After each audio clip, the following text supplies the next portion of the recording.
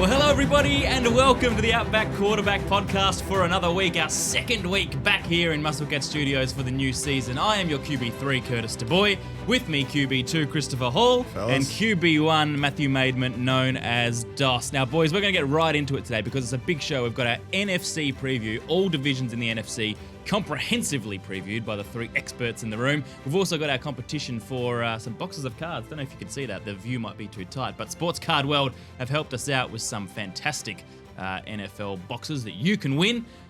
But DOS, we've got some big news to start. We alluded to it last week that you have joined the ranks of fantasy football for the first time in, was it 47 years? How long was it? 15? 10? 15 years. 15 years. And you had your draft last week with, as you put it, your director of player personnel, Chris Hall. Sunday night. Yeah, Chris. It was a stressful Sunday night for me. I was on the couch trying to relax, and at one stage I didn't check my phone for 3 minutes, and I get a message, "Where are you? Where are you? Come back."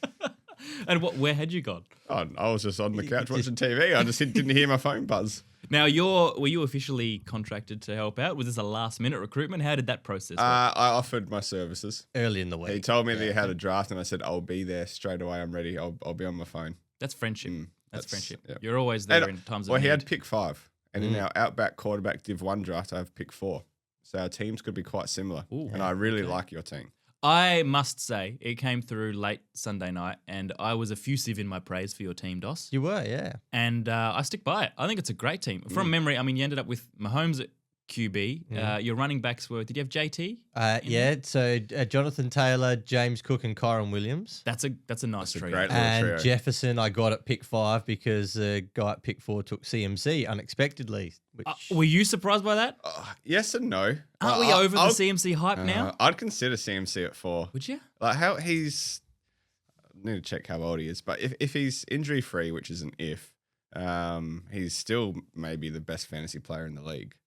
I feel if he's healthy, he's one of the best running backs. It's just a matter of if he's healthy. We all agree on that, I think. But 1 or 2 years down the line, doesn't that hype train just slightly wear off? Given another bad year last year. I mean, last year tendonitis. I've had tendonitis, and it goes away. Like once you've had it, you recover from it, and it's gone. Yep. So that should be a thing of the past for CMC now. It's just a matter of all the other old man injuries of calves and hammies, and if one of those pop up, then he's gonna have a. I just live day to day with calf tendonitis, so it's just. Yeah, you haven't got over it. No, I just manage it day to day. But I mean, if and you are as explosive as CMC. Oh yeah. If Jahmyr Gibbs and CMC are there, I'm probably taking Gibbs, like with his age, and he's probably going to produce similar numbers. Yeah, well, look, I was surprised that you got Jefferson at 5. Yeah, I was very surprised. Like he could go at 1, and you wouldn't be surprised. Yeah, but we got a big show, so well done on your team. Thank you. Oh, you also got, who was your tight end that you got? Did you get Tyler Warren? Yes, got Tyler Warren. Yeah. Warren and Dave. No, I didn't end up you getting didn't get Dave, did you? No, I didn't get Dave. You were pushing for me to get Dave as the later. David and Joku went late. I didn't get him, unfortunately. All I right. remember who my backup is now. I have to have a look. But yeah, I was happy with it. Boys, we got Dalton Kincaid. There was my okay, backup. yeah, very good. All right, we got a new segment today. It's called, well, I initially labeled it, what was it, Curt's Countdown, but I've changed it. It's Curt's Compendium, all right? Curt's Compendium, because I love nothing better than a thesaurus. Hawley, you know that. There was a big and week. a new segment. It was a big week. Always working, mate. Always working. Big weekend of preseason football. And I say big because I think comparatively, if you look at years in the past of week 1, there was a lot more action this week. A lot of starters played a lot of football. A lot of starters. Yeah. I've bolded every team that started their starting quarterbacks, and it's more than half. Well, I didn't bother watching a lot of it live because I just figured a lot of starters weren't going to play. Yeah. And then all the updates came through of Joe Burrow's thrown this, so-and-so's thrown that. I was like, oh, this is actually quite exciting. Well, on Joe Burrow, that's a good segue. The statistic, this blew me away. He played 14 snaps on the weekend. That is the exact same amount as his first 5 preseasons combined. Really? Really, because there were coaches' decisions, there was the appendix, there was the calf, there was all sorts of stuff. Over the last 5 preseasons, he's played 14 snaps. No wonder they start a 1 and 4 every year. Well, he started off pretty well on the weekend, didn't Mate, he was unbelievable. He looked good. Yeah, 9 of 10. I'll get to that in a moment. So Curt's compendium is I've got basically one thing for every team that I'll rattle through super quickly. Literally a line on every team. I'm not going to read out scores because it doesn't matter in preseason week 1. And if your team won and you want to celebrate it, cool. But you're probably a Browns fan if you're doing Jets that. fans have been into me. The Pats, how good do they look? All right. Well, let's get this old song going. Oh, okay. The game run through, Stoss. Yeah. All right. I think this will take about 3 minutes, and you can chip in if you want to.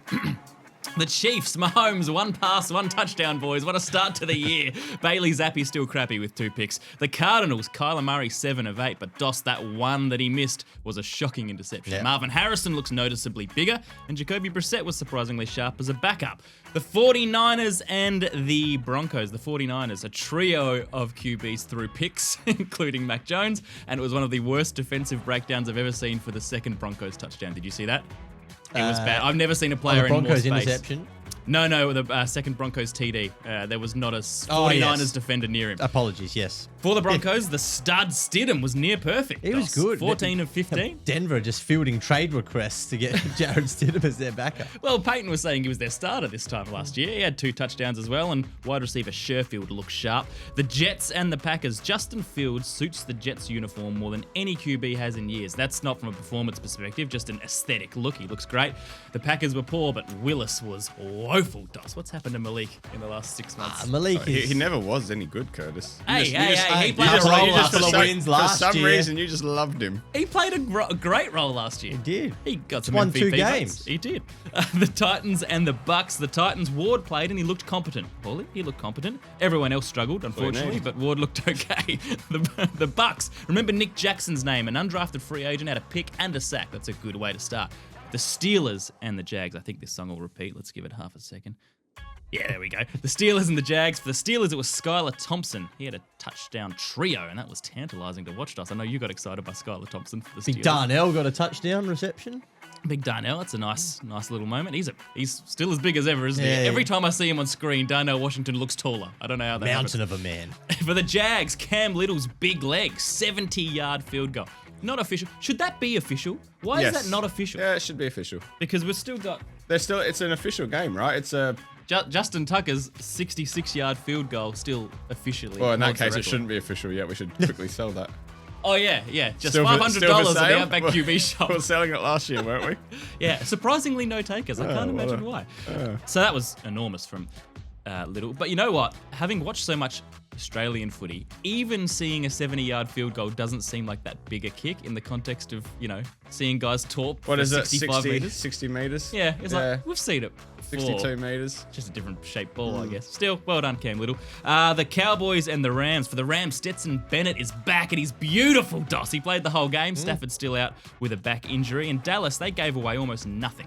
Basically, no starters played this game, so we are none the wiser. The Texans and the Vikings. The Texans, a man named Graham Mertz threw 3 interceptions. I'm pretty sure Graham Mertz sued my dad over an industrial matter in the late 90s. I didn't know he was a quarterback. JJ McCarthy for the Vikings to Jordan Addison. That connection looks real. That was a nice little start there. The Giants and the Bills. Dart looked good. He did. It was a delightful debut. He looked very nice. DeVito and Jameis both scored touchdowns. Abdul as well. Carter looked good too. Oh, yeah. We'll dive into Carter this year. He's For the Giants. He might Big even blue. come up later in the NFC East preview, Doss. For the Bills, Hawley, is Mike White the league's best backup? He threw 2 touchdowns. He outshone Trubisky. We're talking Mike White again. The Commanders. Every year, Mike White. Oh, he's always going to get half a game of preseason into himself. And look amazing. It's And Mike, look really Mike. good. It's the Mike White and J.K. Dobbins show. This podcast. JK, my boy. The Commanders. It was backups galore, but Doss, your boy Johnny Newton, got a sack. So He that's a did. nice little start. He did. The On the Pats- Drake. On the drag, yes. The Pats, 100-yard return, touchdown perfection from rookie Travion Henderson, his first ever touch. Fellas. Hall of Famer incoming. Watch out. The Chris Hall of Fame. The Browns and the Panthers played, and that was probably the most intriguing matchup just for many reasons over the weekend. But Sanders, a beautiful touchdown throw. And I realised, boys, we all hope this works. Having Sanders play well was exciting over the weekend. I think Well, it was better everybody than hopes him this throwing works. 2 or 3 interceptions and having a bad game. 100%. Because it just creates more talk and hype and competition in the Browns quarterback And some group, right? positivity. He led 3 Well, touchdown drives, didn't turn it over. Like, He's still people playing were against saying, the "Oh, don't the over." twos. Of course. Still Yeah. played against the backups. It's preseason week 1, but that was as good as it could have been. That's right. Yeah, that's and a good Bryce player. Young looked really good too. He 'Cause did. He was with the starters, the Carolina offense, and he looked good. He connected with Tet. And Tet, that one over the backside, over the shoulder, looked very nice. Very nice. Even connected, Sexy, isn't it, fellas? It is very sexy. Even connected with my boy Jalen Coker. So he's a new man. It is the year of the Bryce. We can officially declare that after week 1 of preseason. The Colts and the Ravens. Richardson hurts his pinky. Surprise, surprise. Leonard and Jones and Richardson combined for a total of 50% completion across the three of them. So Richardson would be happy with that. he was actually 2 of 3, so he had 66. He had quite a good game before he went off. That's right. Surprise, surprise. The Ravens, Keaton Mitchell, the running back. He's back from his ACL with a vengeance, boys. Remember him? He burst onto the scene, did the ACL. Hopefully he has a good year. Only a few to go. We've got the Bengals and the Eagles. As we said, Burrow was near perfect. 9 of 10, 2 TDs, chase on fire. The only incompletion was a drop from T. Higgins. So Burrow could not have been better. Tanner McKee for the Eagles, their backup QB. He looked very good, Dos. 20 of 25 plus 2 touchdowns. We got the Raiders and the Seahawks. It wasn't the most inspiring game. Geno made a cameo for his new team against his old team. AOC was underwhelming with 2 picks. Jalen Milroe debuted for the Seahawks. He was solid enough, and you would have liked George Halani, the second-year running back for the Seahawks. He looked very good. I reckon he might get a roster spot out of that game. Dos, the Lions and the Falcons. Kyle Allen made amends after 2 picks in week 1. He got 2 touchdowns this week. And holy, Hendon Hooker looks worse by the week. No, he looks worse I by the didn't week. mind him. I didn't mind him on the weekend. What do you mean? He threw it 10 times for 38 yards and then a fumble that he gave That's up. okay. That's the game. That was the game plan, Curtis. Okay, the Falcons, they probably fielded even more of a second-string side than the Cowboys did. Yeah. So no Cousins or Penix.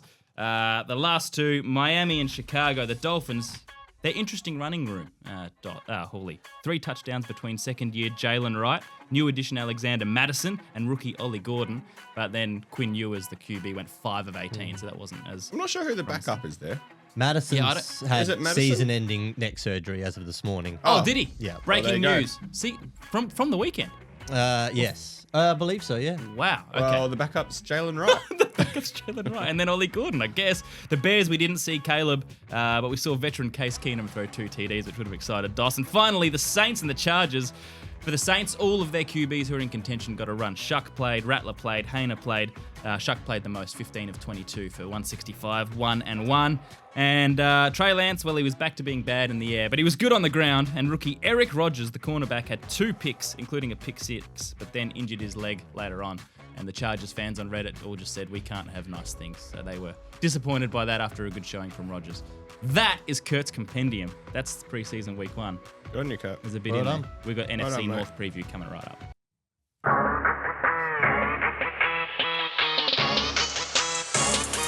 Okay, that was longer than 4 minutes, but I think it was it. Was it all right? Yeah. You liked it? Yeah. That was non-committal.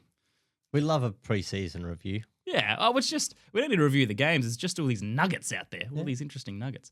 Now, Dos, this is what we're here for, the NFC preview. We're going to go through every division today, and it's not a list. It's not Hawley's turn, then my turn, then your turn. It's just an open discussion. It's a roundtable, the NFC preview roundtable. So why don't we start with the NFC North, your division of choice, Dos. Instead of going straight to the Packers, why don't we start with a really interesting team in the Minnesota Vikings. Now, we know how good they were last year with Sam Darnold, 14-3. We know how badly it ended in those last couple of weeks.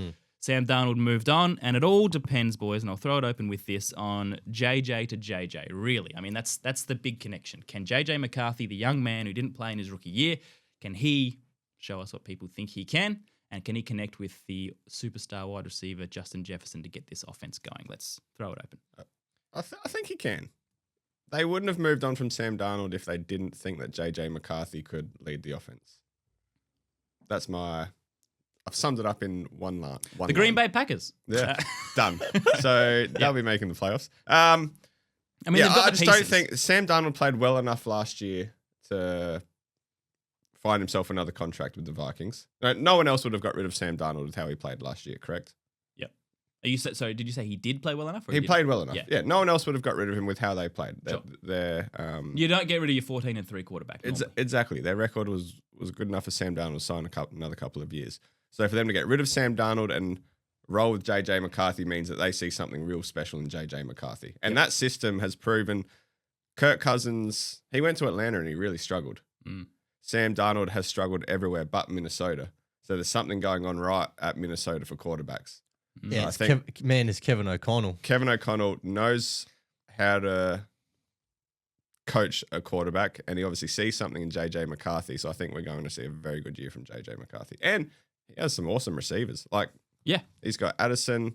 Obviously, they didn't really have a tight end last year. This year, they've got a fit one in Hutchinson. And Johnny But Munt. you like their running back room, Hall. and obviously JJ McCarthy. And now Jordan Mason will take over RB1 very, very, very soon. It's a nice addition to pair with Aaron Jones, but they haven't rested on their laurels in the offseason, Dos. They are the second highest free agency spending team. And compared to some other teams who spent a lot of money for not much gain, which we'll get to soon, I think they actually got a bit. They reshaped their O-line. They got Will Freeze, the guard from Indianapolis, 5 years, $88 million. They also got Ryan Kelly, the all-pro center from Indianapolis, to reshape that. They drafted Donovan Jackson, the guard. They get Christian Darrisaw, the left tackle, back probably week 4, week 5 maybe from the ACL, so he'll take a bit of time. But if it all clicks, and a new O-line on paper is very different to a new O-line on the field often, but if that all clicks, then that's the makings of a very protected JJ. And right tackle Brian O'Neill, Hawley's man. Votes. The other, the bookend. He might be there. our MVP favourite this year, Brian. Hey, if PPR rate him high enough, I'll give him votes, fellas. Hey, I said- PPF. PPR. If I You keep got saying fantasy on the PPR, brain. fantasy, I can't get rid of it. You said PPR Last last week as didn't well, you? yeah. Did you really? I picked that up when I Yeah. listened back to it.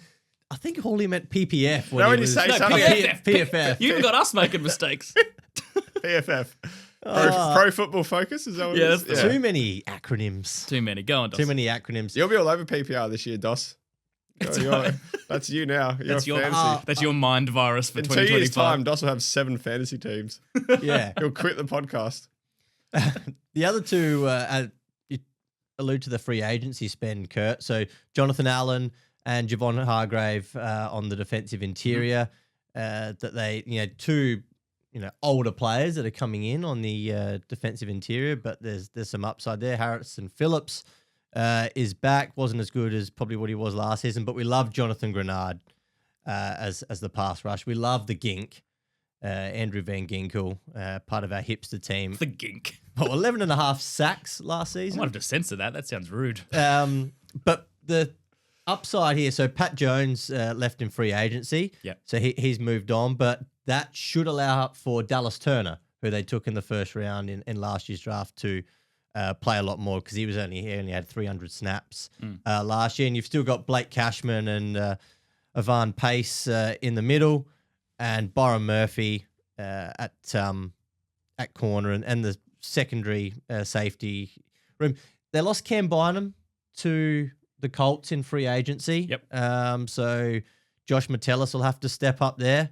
But they'll get Mekhi Blackmon back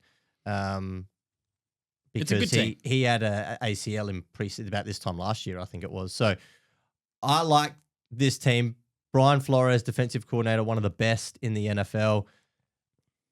The only question mark is JJ McCarthy.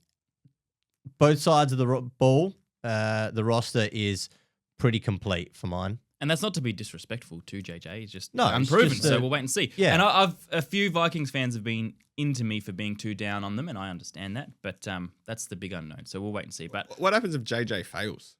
If he's no good? Where do they go? Well, they'll give it more than a year. yeah, But like you said, they've got a roster good enough to compete. So they're going to give JJ 2 or 3 years of. Yeah, because you got him on a rookie Mediocre. contract. So, But if he's no just- good and that roster is too old in 3 years' time, and you have to. oh well, then you're restart. reshaping a roster each year, right? But I think there's enough.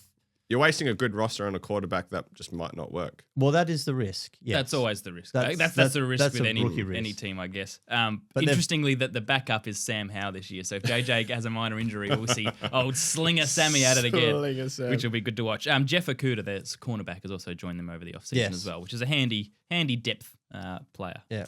All right, let's move on to Green Bay. And we are going to be picking our winners for the divisions today as well. I've actually done it a little bit differently with my winners.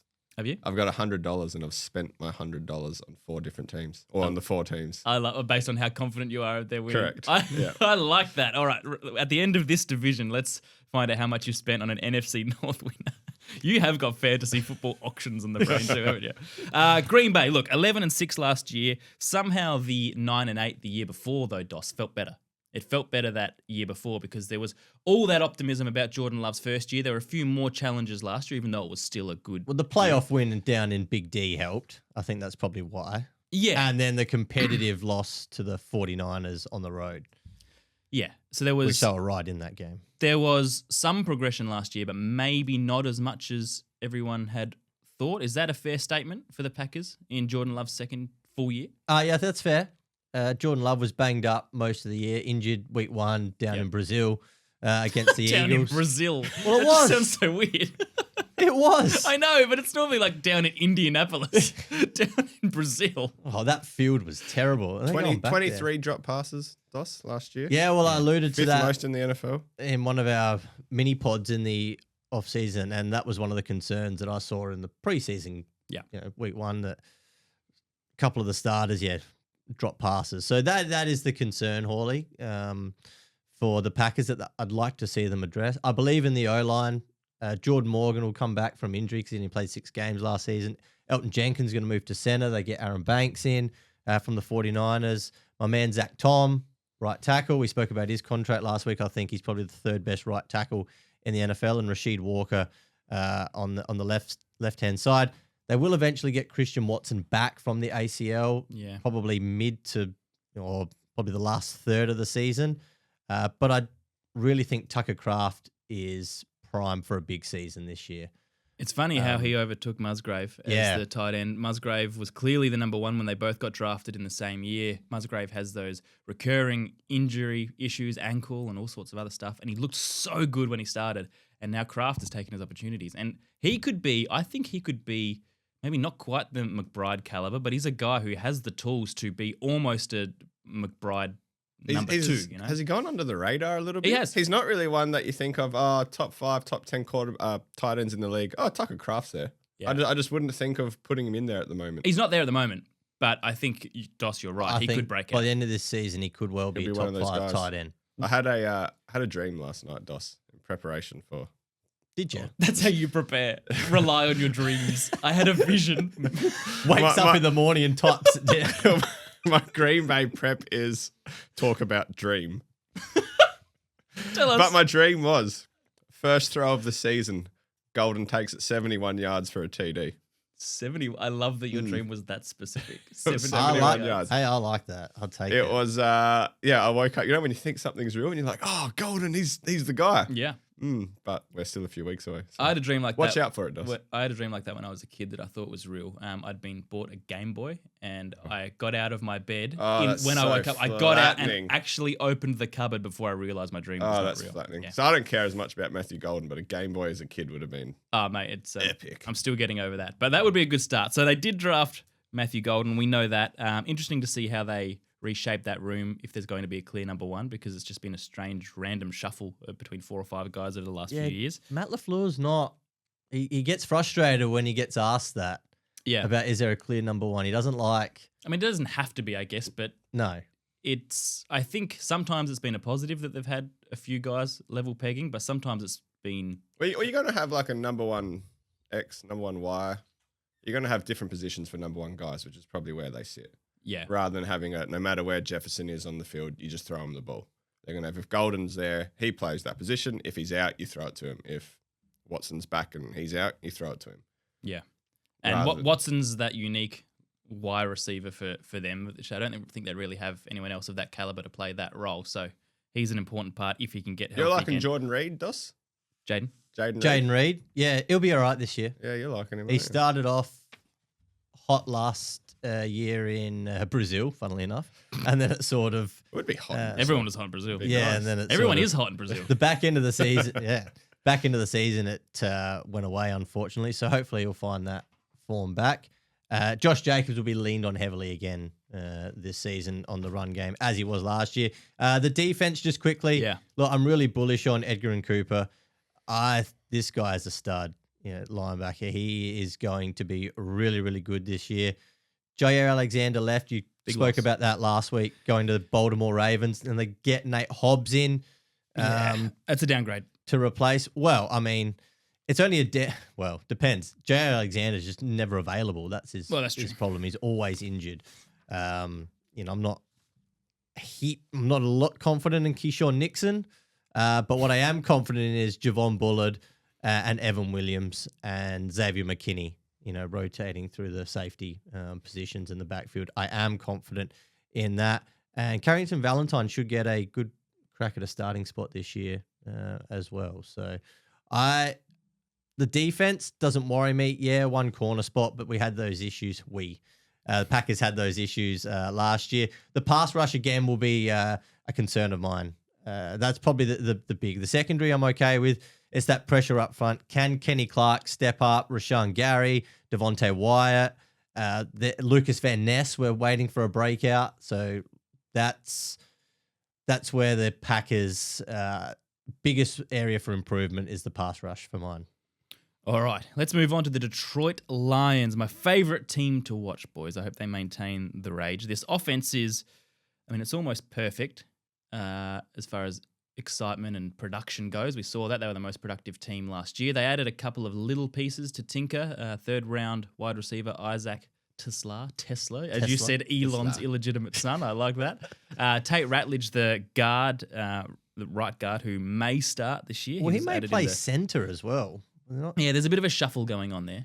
Because Frank Ragnow retired. Yep. So there's, whether it's Graham Glasgow or Tate Ratledge at guard or center, not sure yet. They've experimented in training camp on who's going to start at those positions. So Ratledge, mount of a man.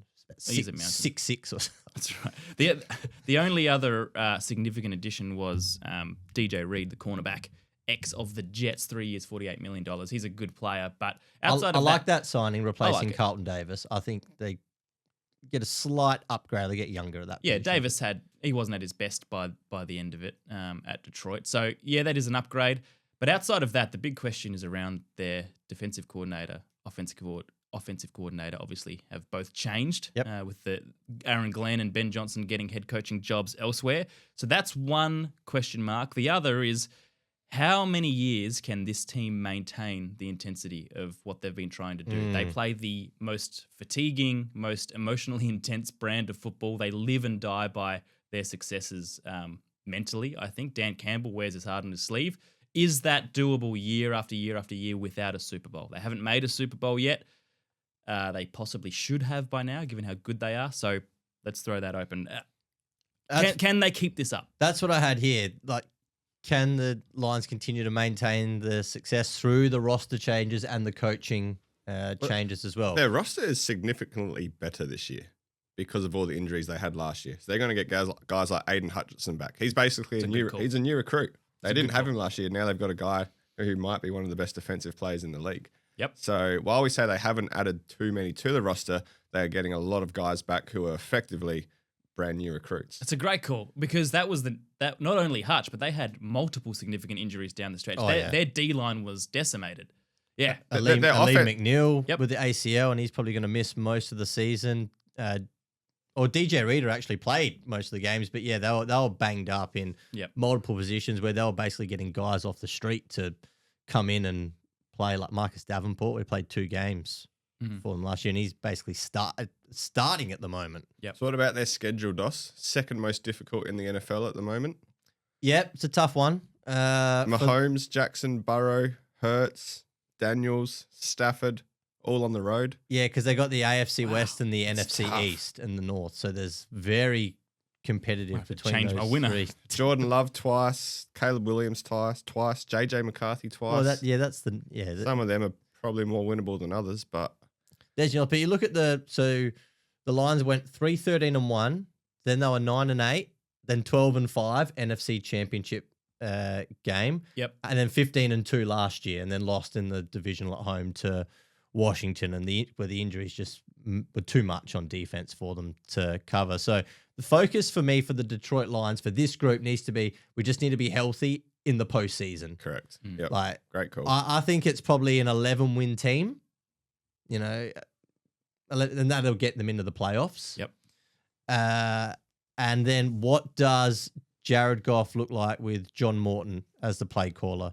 Now, because the last time John Morton was play caller was with the Jets in 2017 with Josh McCown as quarterback, and it was just deep balls to Robbie Chosen and Jermaine Kearse in a 5-11 season. So I'm interested to see how John Morton goes. Was that one of those games? You might have been at one of those games. And Kelvin Shepherd, he was under Aaron Glenn. So I don't expect the defense to change much by way of the scheme, but the offense will be interesting to see how John Morton goes there. And obviously, you rattled off all the weapons at the start. But yeah, the O-line is revamped as well because Christian Mahogany at left guard, who I think could make a big second-year leap, but there's some uncertainty outside of Panay Sewell and Taylor Decker at the tackle spots, Tate Ratledge, Graham Glasgow, who will start there between those two. But Jack Campbell's one I think needs to probably have a big season at the linebacker position. Curt, he was a first-round draft pick. Yep. And Terry and Arnold, you know, had some challenges last season. But I think next to DJ Reed, he could be good. But my boy, Brian Branch, I love. The best safety in the league, or one of the best safeties in the league, and Kirby Joseph as well. So they've got a great safety duo. So they'll still win 11 games. All right, let's talk about another team with a reshaped O-line, but this is a team who is constantly hyped for doing great things in the offseason and has yet to deliver, at least recently. That's the Chicago Bears. So I am getting tired of this hype train for the Bears, only for them to screw it up again. But is this different? Is this different? Because Ben Johnson, the former Detroit Lions offensive coordinator, is now their head coach. We're excited to see that. Their O-line has been shaken up a little bit. Jonah Jackson signed Drew Dolman, the center from Atlanta. Joe Tooney from the Kansas City Chiefs. And we know that Caleb needed more protection last year. He was the most sacked quarterback in the game.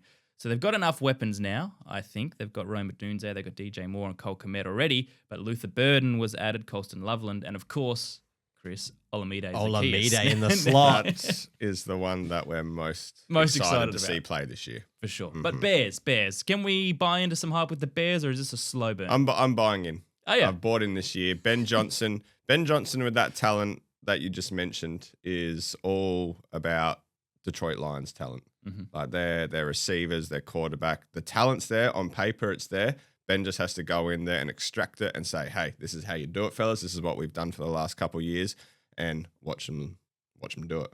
Or hope for them to take it on.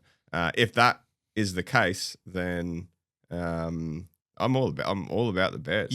I'm all about Caleb. Yeah, this is your division winner. I can see it in his eyes. I sense a Hawley's Heroes in a few weeks. I was down on Caleb a lot last year. Yeah. How he acted in college, and last year wasn't a great season. Week one was solid. Week one was solid. But with the roster they've got now, there is absolutely no excuse. If it doesn't work with Ben Johnson with this roster, then I just don't see how it can possibly work. Dos. Okay. It may take some time.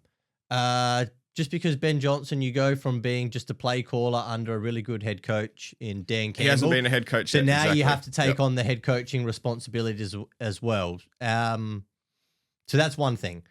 I do bet on Ben Johnson, though, because he hasn't actually worked with an elite quarterback. He's worked. Jared Goff is a good quarterback, very nice quarterback, but he's not elite. He's not a top 5 quarterback. So I think he can extract the best out of Caleb Williams. You may not see it in the first month, but I think let's see what it looks like around Thanksgiving. And and I think you'll start to see some significant improvement with the Bears there. And just as another note, Dennis Allen is the defensive coordinator after getting you like that tipped out by the Saints. I don't mind Dennis Allen as a defensive coordinator. I don't mind that high there. I wasn't huge on the Grady Jarrett signing, back in free agency. I do like Montez Sweat. I think he's pretty handy. And the linebacker positions, TJ Edwards, Tremaine Edwards, really nice.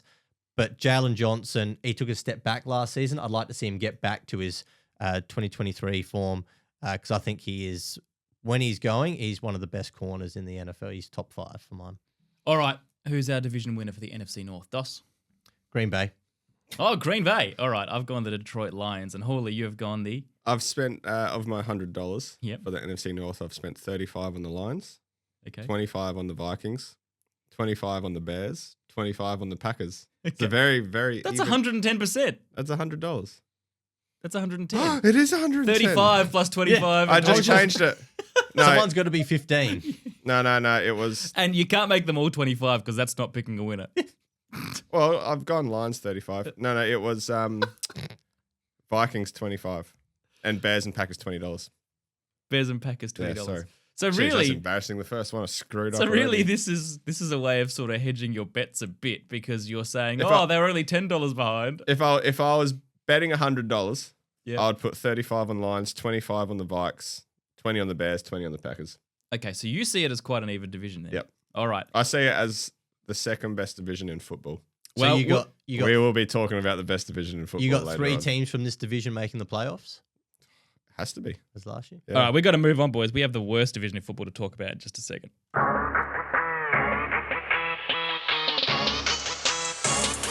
The NFC South. Let's keep rolling with these previews. Atlanta. There's real buzz, boys, The around. worst. Yeah. I've got them as my number one division in the NFL. Well, you can take Atlanta then if you want to Say start. so. Buzz around Penix. I will reserve my judgment. You can be a Jet in training camp. It's different with the real thing, but maybe there is reason for some quiet optimism there. Hawley. Kirk Cousins is the backup. Michael Penix has this team now.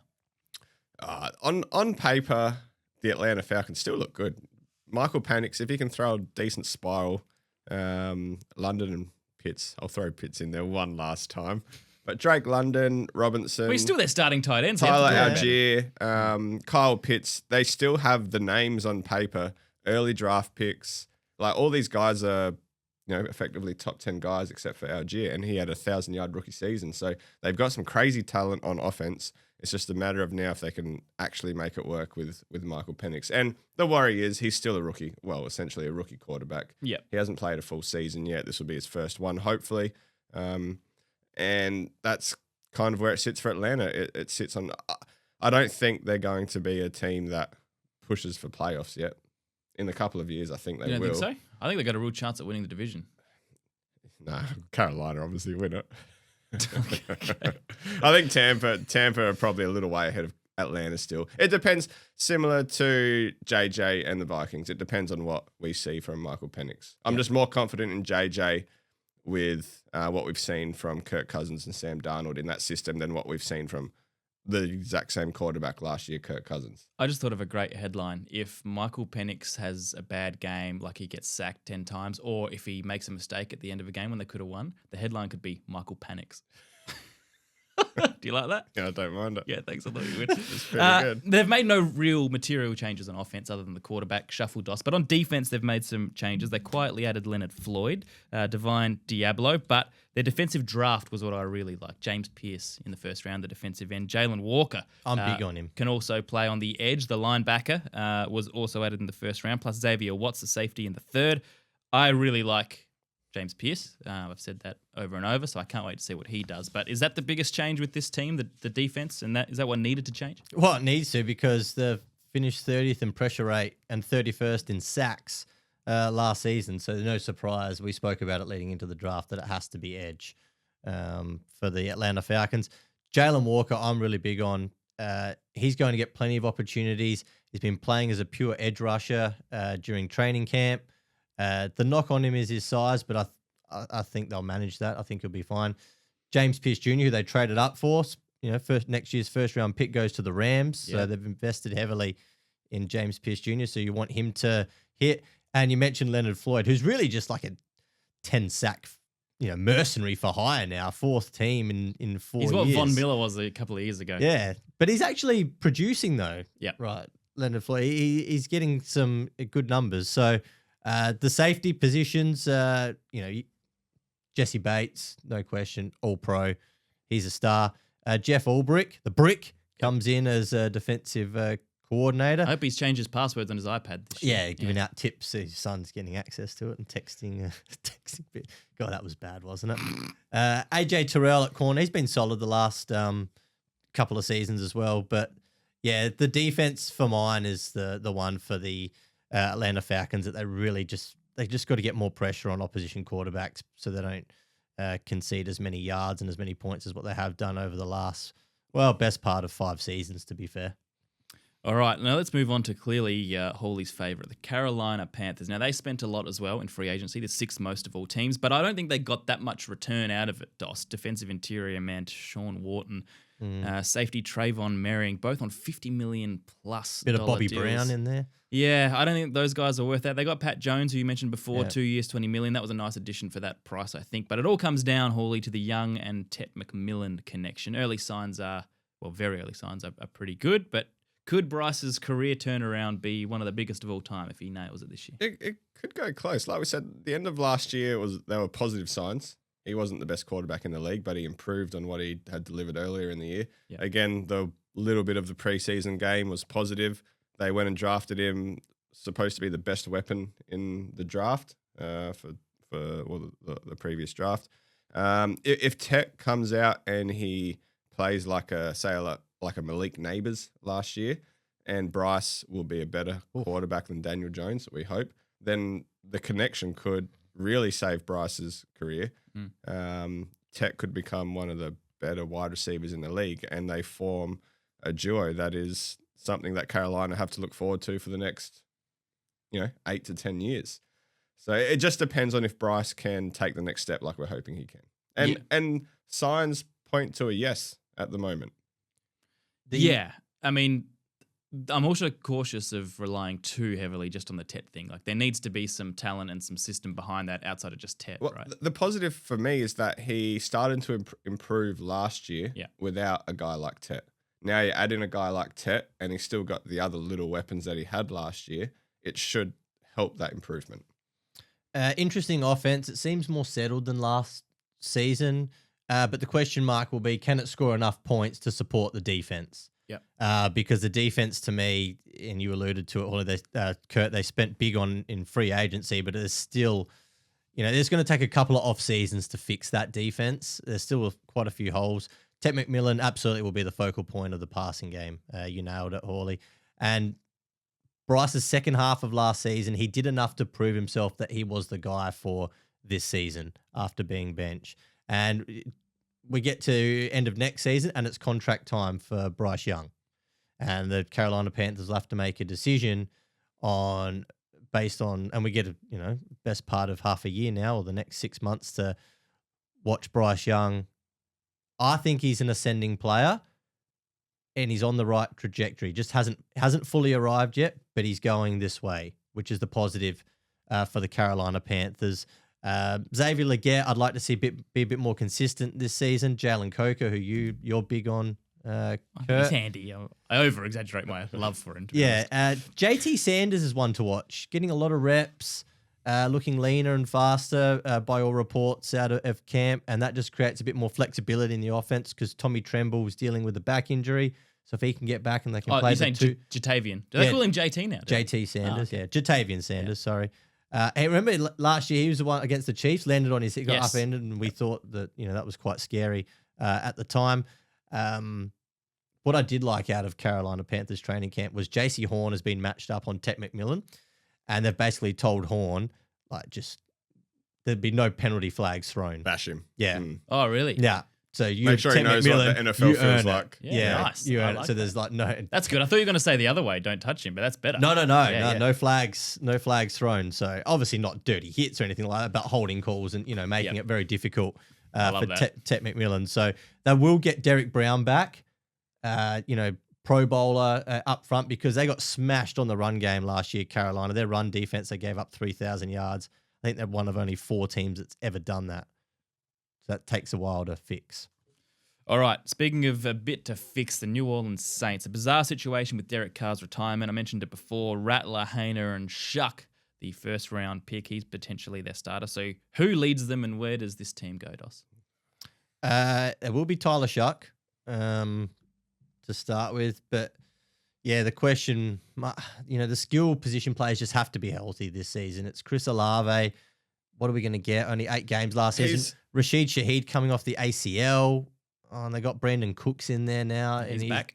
Yeah, he's coming around again. It's his 12th season in the league. And Juwan Johnson, he was their leading pass catcher last season with 548 yards. Mhm. And then Alvin Kamara, if he's 90% of what he was last season, then you're going to get 1,500 yards from scrimmage, right? Kamara will be fine. He'll be their focal point. Chris Olave is a concussion away from retirement.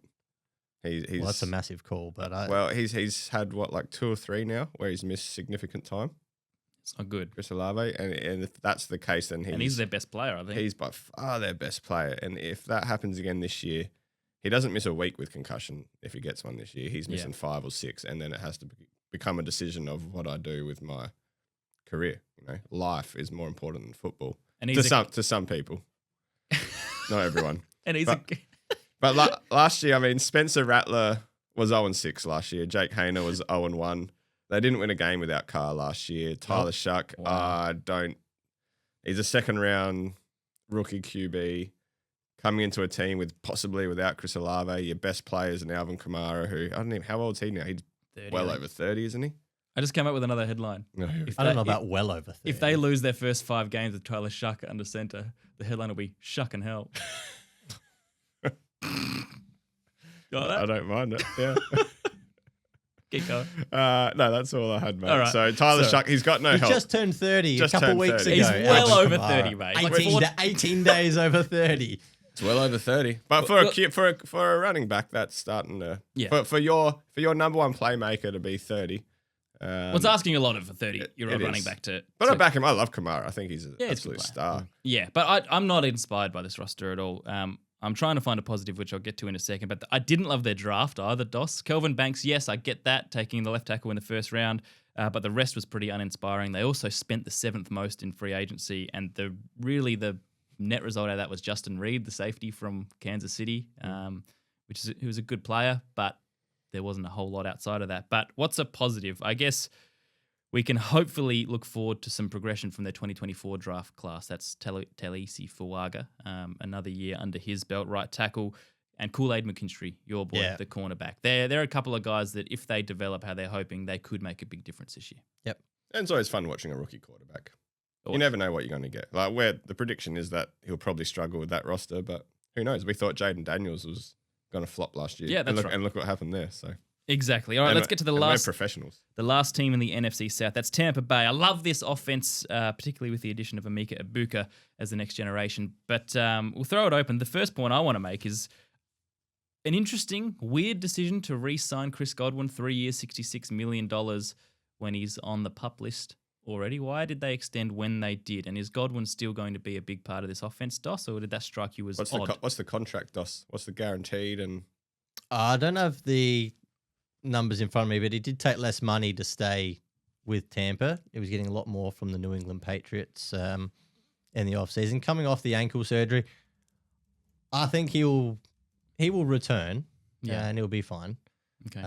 But yes, they have obviously Jalen McMillan, who they drafted last season, Micah Ibuka, who you mentioned, and Mike Evans, Mr. Consistency, is of course still there. So I'm not worried about Chris Godwin. There's enough there for the Tampa Bay offense in the first part of the season. I'm more worried about the fact that Tristan Wirfs is injured, and he's one of the best pass blocking tackles in the NFL, right? And he's been all pro, both right tackle and left tackle, which is just crazy. So he had right knee surgery last month.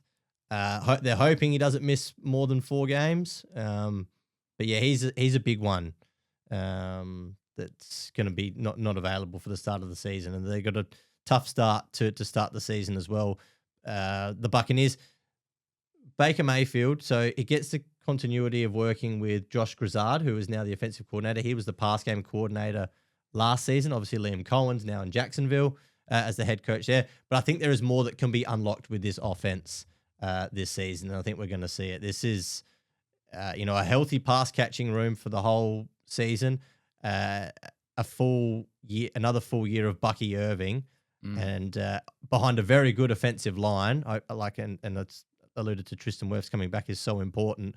I think this team can win 12 to 13 games. I think their offense is great. I think their defense is middle of the road. They took a punt on Hassan Reddick, which has not worked for the last little while. But I think, the D-line defense generally is obviously their weaker side of the ball. So we'll see what they can do there. But boys, it's time to pick a winner for the NFC South. Hawley, give us, Dos, you go first. Tampa Bay. Yep, I've got Tampa Bay as well. Hold on, just waiting for my. There we go. Okay, so my $100, Curt. I'll start from the bottom. Yep. I spent $5 on the Saints. You never know. Could be a Jaden Daniels year. Yep. Atlanta, take $25. I think that there is something there. Maybe not this year, but I think there is something there. Carolina and Tampa take $35 each. We haven't picked a winner. Yeah, Carolina and Tampa. Or, You have to pick one. that's Who how wins? my 100 or Carolina win, but my $100 is spent So evenly. you're going the Panthers. Panthers, yes, Okay. but they're both $35 for me. I think it is. It could be like the last few years where it's just Tampa and I'm very the rest biased, are terrible. obviously. Yeah, that's fine. That's we love bias on this show. No, don't we? But Carolina could be good, and Atlanta could really challenge. I mean, I think Atlanta, if Penix is just okay, they could win it. So I'll still say the Bucs though when it matters. We'll be back in a sec.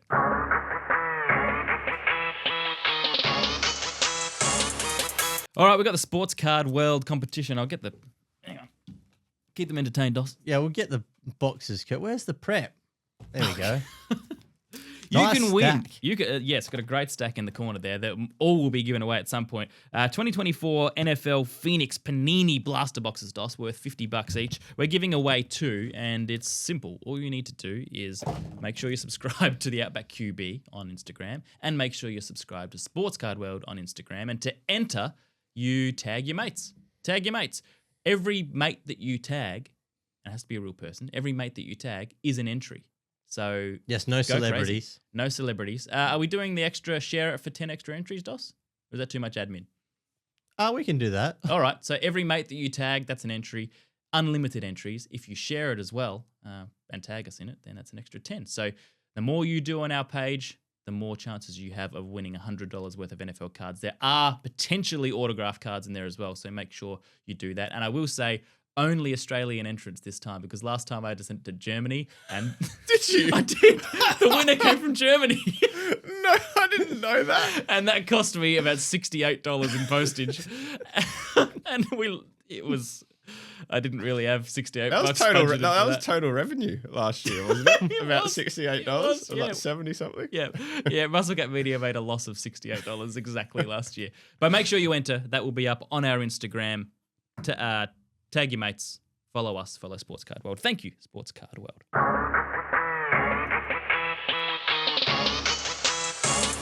All right, quick time check, boys, because it's 7:58 a.m. Yeah, I got to get to work. Let's get moving. How long have you got? Can we get through the next 2 We'll divisions? get through them. Yeah. All right, let's go. NFC East. Washington will win it. Oh, you NFC Let's go NFC East. We'll start with the Commanders. What have I got here? 12-5 last year. Obviously amazing. Could not have been better from Jaden Daniels last year. NFC Championship game. Awesome to watch. Awesome to watch the Commanders play. The question is, what is the Daniels second-year progression, and what can we expect after such a good debut? It's certainly good enough just if he stays the same, right? That's the win. That's a win. If he stays as good as he was last year, that's as much as you can ask, right, Dos? That's right. They kept the consistency there, or continuity, with Cliff Kingsbury coming back as OC, play calling. But the thing that will be interesting, can they maintain that they were the most efficient fourth down team almost since the year 2000 last year? They converted 87% of their fourth downs. They were 20 of 23. That's ridiculous. A stat like that scares me. Because you can't replicate Because that? can you do that again? Like, to improve, you have to effectively go at 95%. You have to almost And that's convert without every fourth down. That's without one quarterback sneak.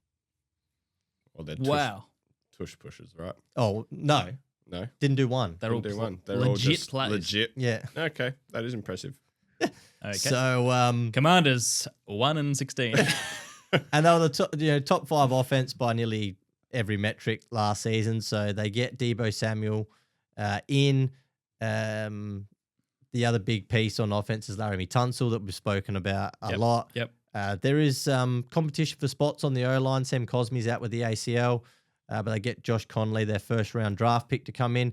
For mine, it's the offense I'm not so worried about. It's the defense. For me, they did a lot last year with players that this time 12 months ago we didn't think were going to lift, and you're asking again Bobby Wagner to have another very good season. At 35. You know, Deron Payne, what are we going to get from him? Jonathan Allen's gone, and they bring in Javon Kinlaw, which that was a lot of money for. Yeah. You know, I wasn't overly excited about that when they brought him in, and Dante Fowler's gone back to the Cowboys in free agency, and he led the team in sacks last season. So Yeah, again, and then you're looking at Von Miller.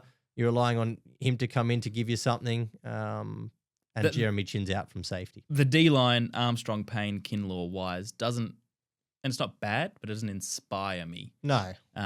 I think one player that we forget about is that they did add Marshawn Lattimore late last year with only a couple of weeks to go in the regular season. So that's almost one that you forget because of how it happened and when it happened. So that's a handy player to have at cornerback. I'm not discouraged by this defense, but it's not the powerhouse that the offense is. One question we still need to have answered is the Terry McLaurin situation. We know your thoughts, Doss, and most people think that he won't go, but it's still a distraction that you wouldn't prefer it at this time. No, you'd want him in camp and getting reps in. Yeah, that's absolutely. right. But still, look, I mean, compared to the previews we were giving on this team a year ago, and we and everybody in the world, other than the most passionate, optimistic fans, were wrong about the Commanders last year. It's good to have them. Well, yeah, but you fall under one of the most passionate fans in the world. Oh, I'm not a Washington fan. No, I just thought they'd make the playoffs. Yeah, you were optimistic, but not many people said that, Doss. So well done on that one. Very minority. Got that one right. That's right. Don't get much right, but I got that one right. That's why you're Are the Commanders a 26-27 team? If they're hoping that this year Jaden Daniels progresses, and then his year 3 is when we load up the defense, hope that we've still got an offense that's rolling, and then 26-27 is the year that we have a fair crack at the Super Bowl. I don't know why they wouldn't be having a crack this year. Is the defense good? They made it that far last year. Is the defense good enough to win a Super Bowl? That's why I'm just thinking that maybe they're looking for a very positive season this year and then a competitive season the year after. I don't.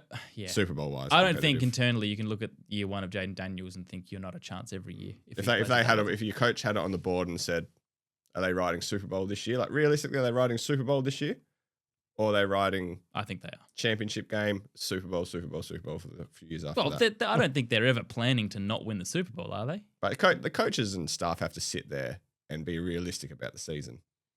If they they made the championship game. So they realistically think they have a defense that can win the Super Bowl? Of course they do. Yeah. Well, you just said that as what's a question mark? No roster is perfect. We're saying if there's a flaw, it's the defense. But it would be insane to me if a team that with their rookie quarterback went as far as they did last year, for them not to be thinking they can win the Super Bowl this year. Then if that's the case, you've got the wrong people in the room leading the charge. Yeah, you've got to be. You want realistic people in the room as well. But how is it not realistic? Well, because we've just spoken about how their defense has a huge question mark. Well, I mean, it's not a huge question mark. It's the question mark of the team. Super Bowl teams don't have question marks. Yes, as many question marks. They do. They do on August 12th. I'm putting a lot of teams ahead of them still. Okay, Carolina. Carolina don't have question marks in me. We know exactly where they sit. All right, well, let's move on to a team that does certainly have question marks. The Dallas Cowboys, 7-10 last year. That broke 3 consecutive years of 12-5, Doss, with little to no playoff success there. The Micah Parsons trade request is the big story, along with the conflict with Jerry Jones. Has this roster gotten better? No, I don't think it has gotten better at all, really. The running... come on now. Oh, here we go. What? George Pickens. Yeah. They just brought in maybe the best wide receiver in the league. Okay, yep.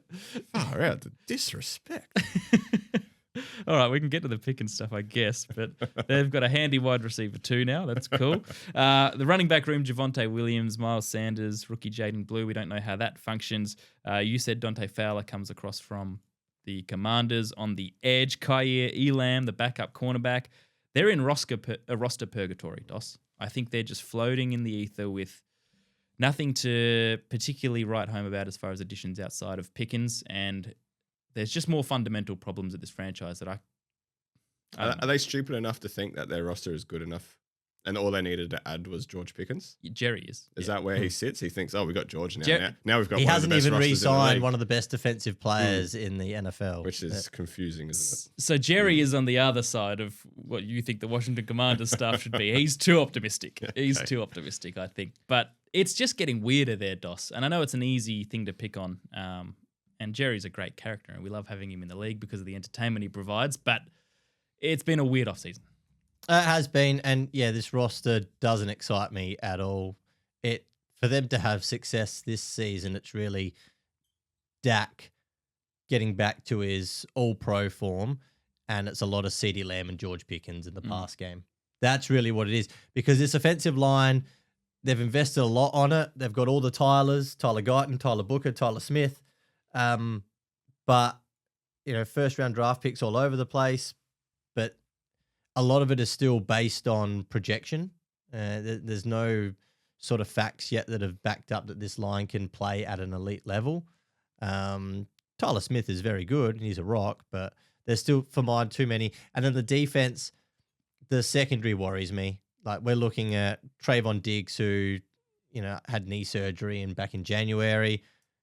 Deron Bland, he missed, a stress fracture in his foot and missed most of last season as well. They've got Shavon Ravel in the third round, but he's unlikely to be ready for week 1.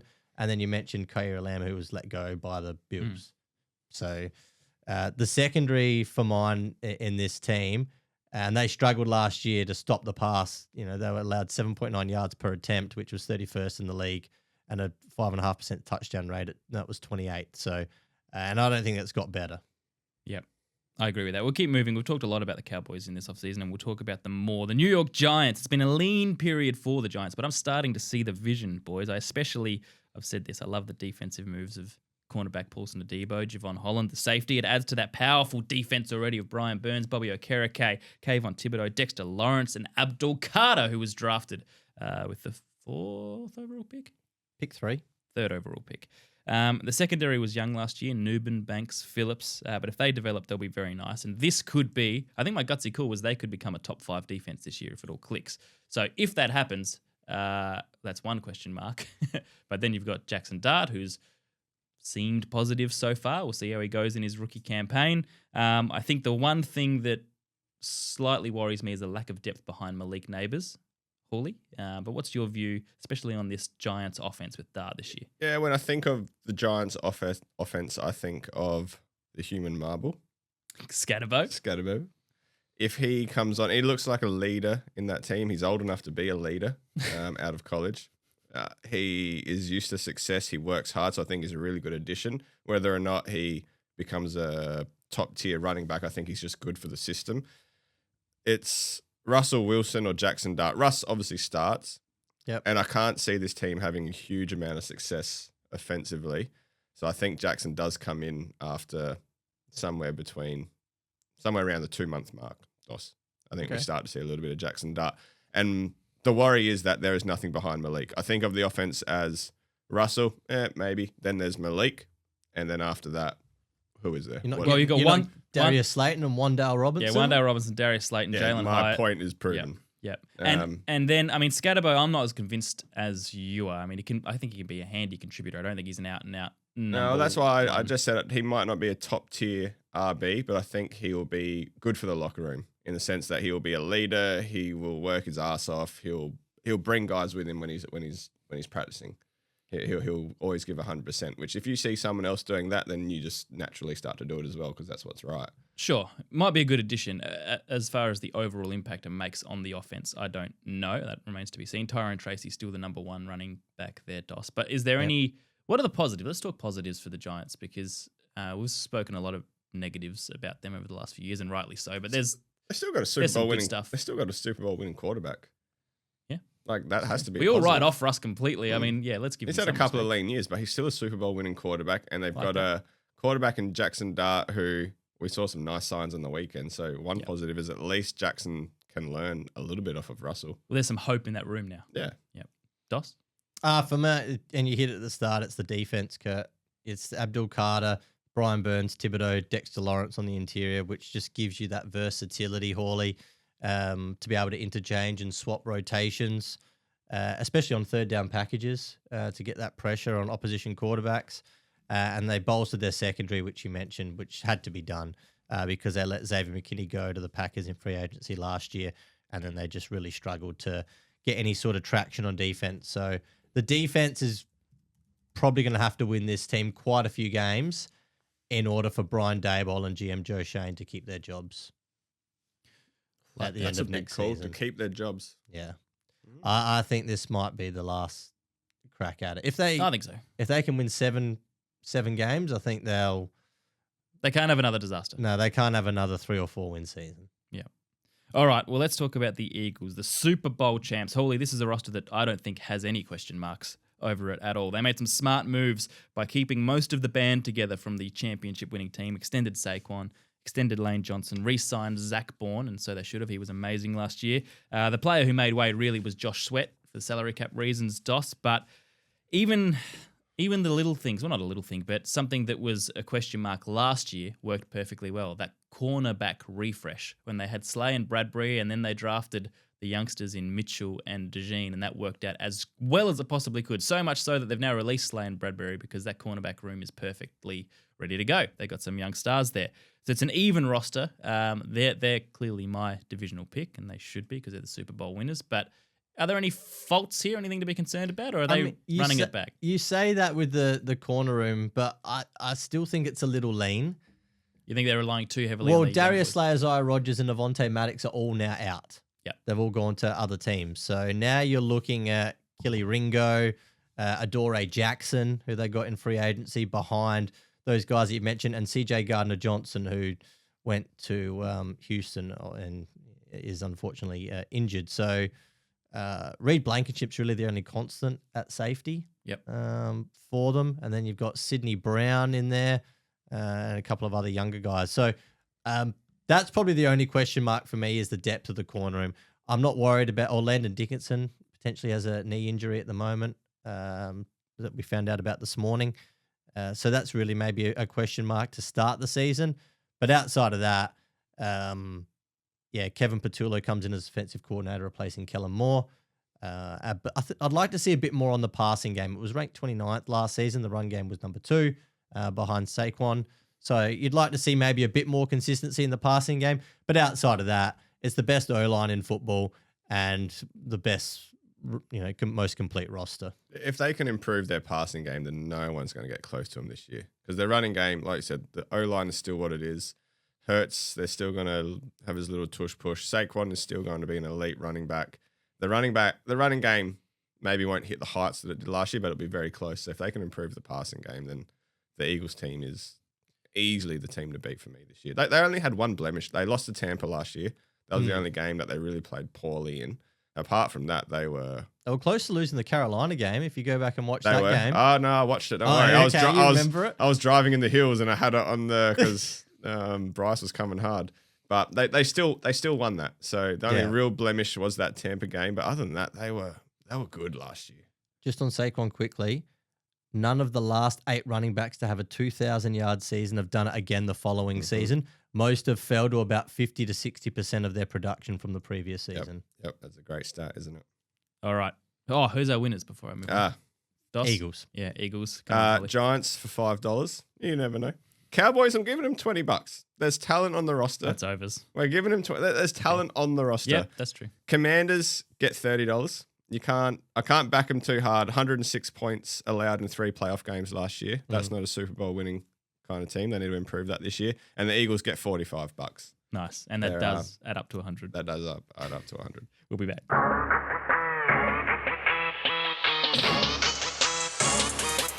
All right, fellas, let's get into the NFC West and finish this off. So we're going to get on with our lives. The Seattle Seahawks are the first team to talk about. Out with Geno Smith and DK Metcalf, in with Sam Darnold and Cooper Kupp. It's a new era in Seattle. Their last 4 seasons have been 7-10, 9-8, 9-8, 10-7. So where are they? Where are they as a team? About a 9-8 team. Yep. I reckon. That's about all we need to talk about. Sam Darnold, he was a beneficiary. There you go. Got it out from the Vikings system, I think. And he had a great season. He signed a big contract because of that.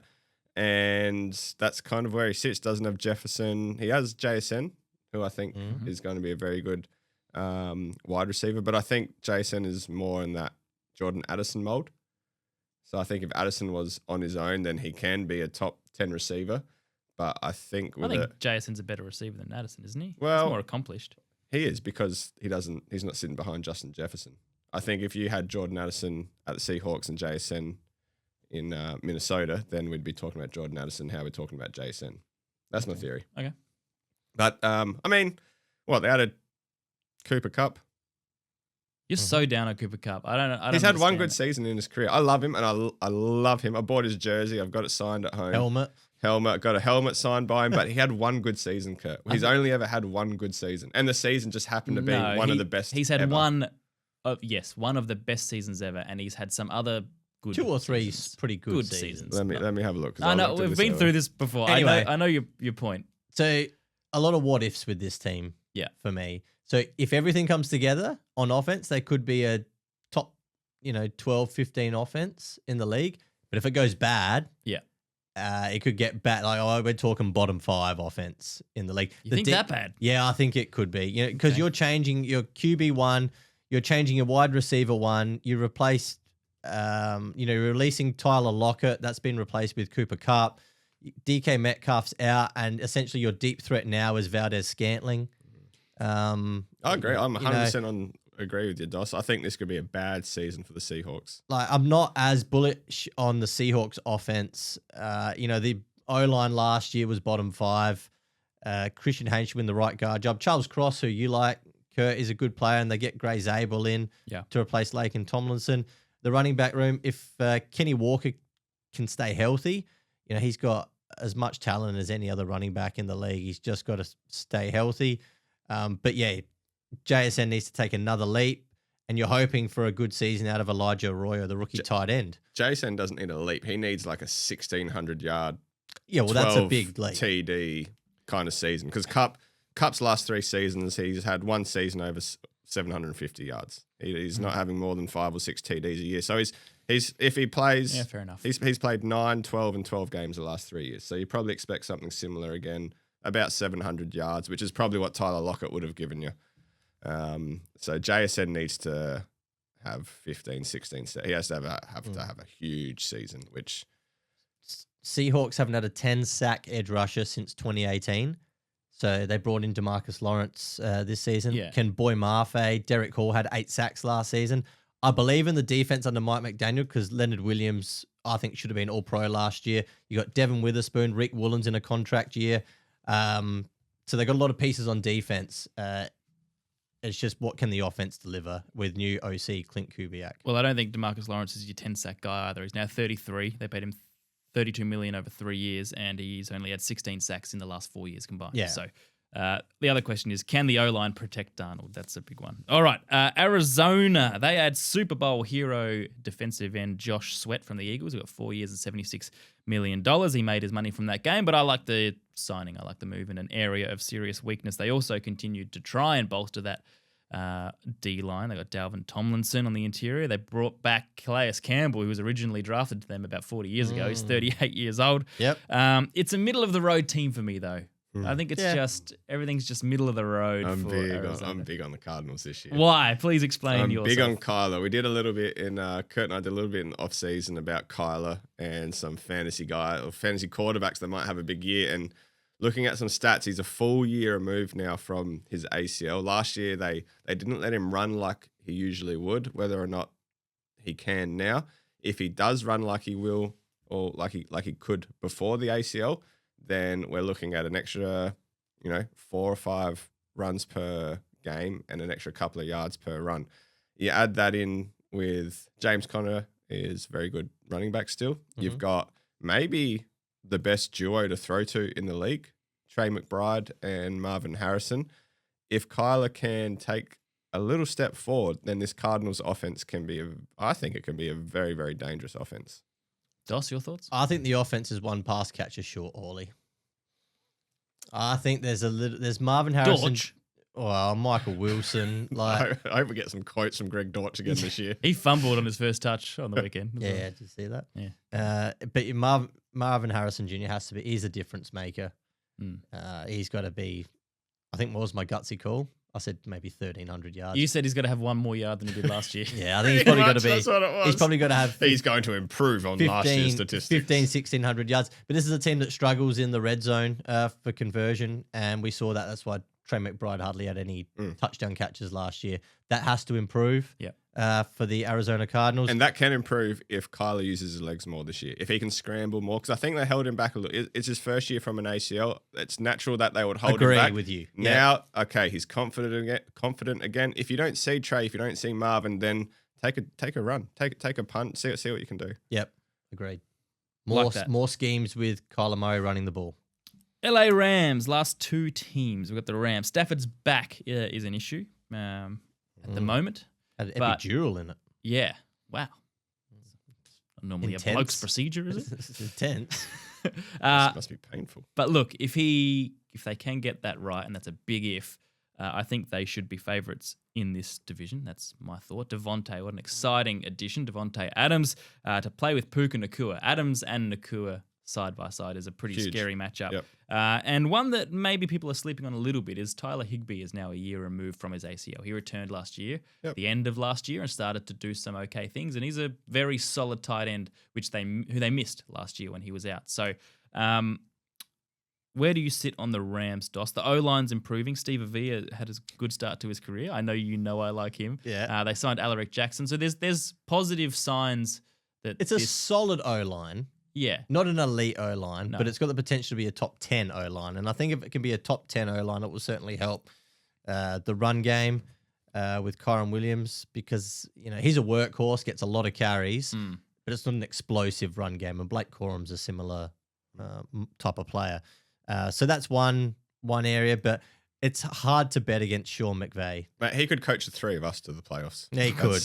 We've doubted him before. I think once... Never again. Once they won the Super Bowl and started to get rid of a few guys, we kind of thought, here we go, what's going to happen? But Sean McVay proved us wrong. They cut too deep, said Curtis DuBois. What an idiot. If Stetson Bennett's the QB, what does Sean do? Can he still do it? Well, Jimmy G's also Jimmy re-signed. Garoppolo. Jimmy's there. Which Devontae Adams, that would have impressed him a lot with that signing, given what we saw on the receiver show. But this is the best situation for Devontae Adams since he's been in Green Bay. With LaFleur and Rodgers. So I think the Rams will be, if Stafford can play most of the season, if Stafford can just get to the playoffs, he's going to show up in the playoffs because he played so well in that snow game against Philly. They were so close to winning that. It's also the best young defense in the league as well. We saw last year Fisk, we saw Verse. They were brilliant in their rookie years. They've got Young, they've got Turner as well. The front seven on this defense is huge. So they're the division winners for mine. Sorry to spoil that. But yeah, I think Stafford's the question mark. If he is okay, like you said, Dos, it could be a very nice year for the Rams. But San Francisco 49ers, the last team in our NFC preview. I am not excited about this team anymore, boys. I am off of the Niners. The CMC hype, like I said before, is a lot less for me. Trent Williams is in the twilight of his career now, has been a superstar, but is not what he was. Ayuk's not due to return until mid-season, and there's no guarantee that he'll be ready to go and raring after an ACL, MCL. So that's big. Outside of Bosa, I think the defense is a little thin. They lost Hufanga, they lost Debo, they lost Javon Hargrave, Drake Greenlaw, Leonard Floyd. A lot of experience has left this team. I think this is a less than 50% win team. Well, they did that, and we spoke about that last year, so that they could keep Brock, that they could pay him. Well, everybody put the win-loss record down to the injuries last year, but I now just think this roster's not that good. I think they were ravaged by injuries last year. If they weren't, then they would have won more games and probably made playoffs, I suppose. If they've got their stars, because their stars were still at a decent enough age to perform very well last year. But Brock, for me, is the one that he isn't confirmed. He's confirmed financially as their franchise quarterback, but talent-wise, I don't think he is just yet, because he failed last year without his stars around him. Did he though? Because that was still a top 10 offense last season. I'm not sure I would say that was a fail. And I think we'd have to apply I that same standard to everyone else who has most of their stars missing as well. Who else had most of their stars missing last year? Yeah, but that's my point. I don't think many would have a great season if they didn't have them around. My next point is this year is the make or break for Brock. So he should have, he'll still have George Kittle. If CMC's fit, Ayuk will be back mid-year, but we can't really rely on him. Ricky Pearsall is... I think he'll have a decent year. number one wide receiver.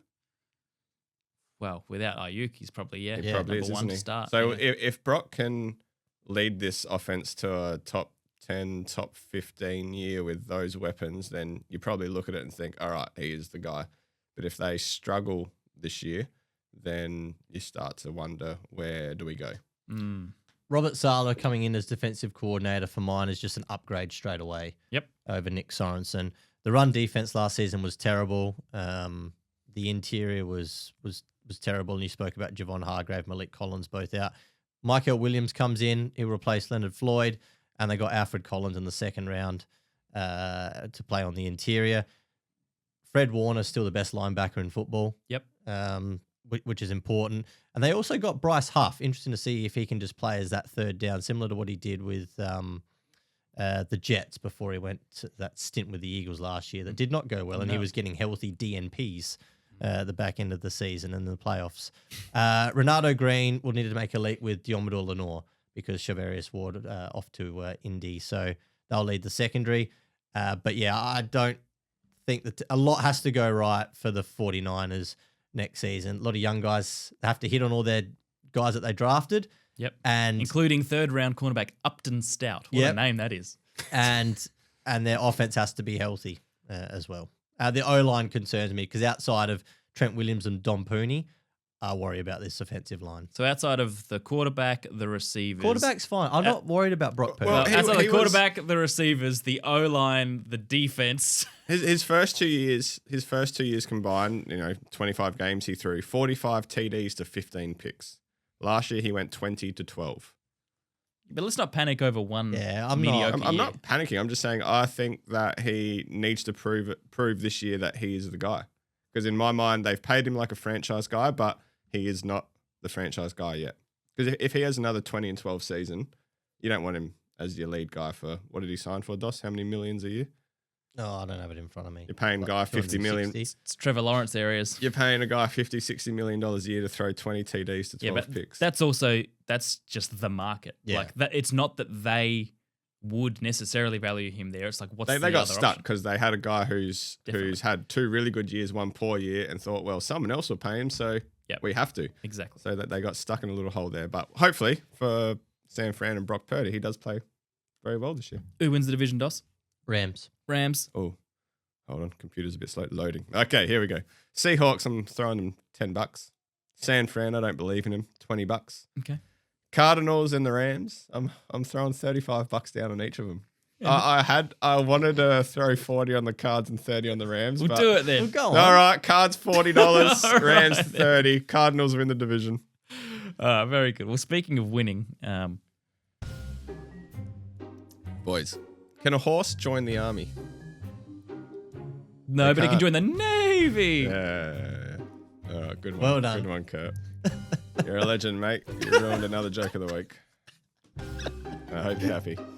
Got up at, what, 10 5 to 6, a.m.? 10 to 6 this morning for this.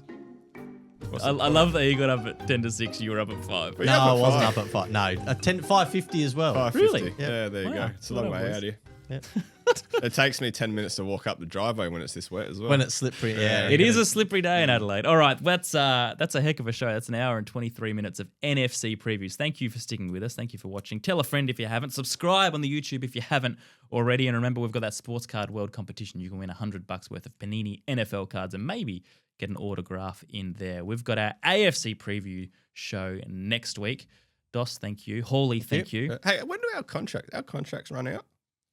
I think it ran out in June 30. We're uncontracted. After that- Free agents, effectively. After that little joke, I'm a little bit offended. I might walk uncontracted. All right. See you next week, Dos. See you, fellas.